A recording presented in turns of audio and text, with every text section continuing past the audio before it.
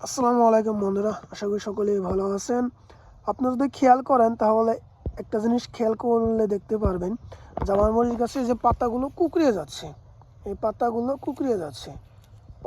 কুঁকড়িয়ে যাচ্ছে। তো পাতাগুলো এরকমভাবে কুঁকড়িয়ে গেলে আপনাকে বুঝতে হবে আপনার মরিচ গাছে মাকড়ের আক্রমণ হয়েছে। এই গাছটা দেখেন কতটা সুস্থ সবল, দেখতে সুন্দর, আর এই গাছটা দেখেন কতটা কুঁকড়ে যাচ্ছে। এখানে আরও গাছ আছে, এগুলো সব কুঁকড়ে যাচ্ছে, যেখান দিয়েও কুঁকড়ে যাচ্ছে। তো এইরকম হওয়ার প্রথম কারণ হচ্ছে আপনার মরিচ গাছগুলোতে মাকড়ে আক্রমণ করেছে। তো আমার মরিচগুলোতে মাকড় আক্রমণ করারই কথা, যেহেতু আমি অনেক দিন ধরে এখানে কোনো মাকড়নাশক স্প্রে করিনি, বা আমার জায়গাটাও অনেকটা ময়লা, অনেকটা জঙ্গল হয়ে গিয়েছে, এই জন্য এরকম হচ্ছে। তো আপনাদের গাছেও যদি এরকম হয়, প্রথমত আপনারা যেখানে মরিচ গাছ রোপণ করবেন সেই জায়গাটাকে পরিষ্কার রাখবেন। দ্বিতীয়ত আপনাদেরকে মাকড়নাশক স্প্রে করতে হবে।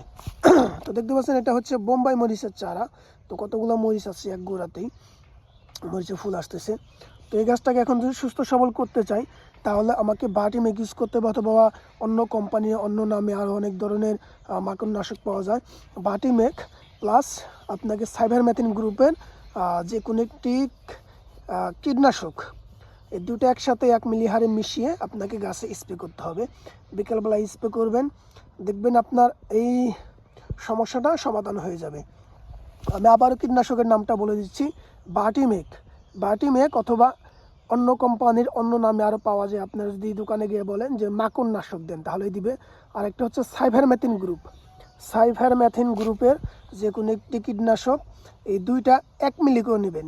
একটা থেকে 1 মিলি করে নিয়ে 2 মিলি হবে। এই 2 মিলি 1 লিটার পানির সাথে মিশিয়ে বিকালবেলা সুন্দর করে স্প্রে করে দেবেন।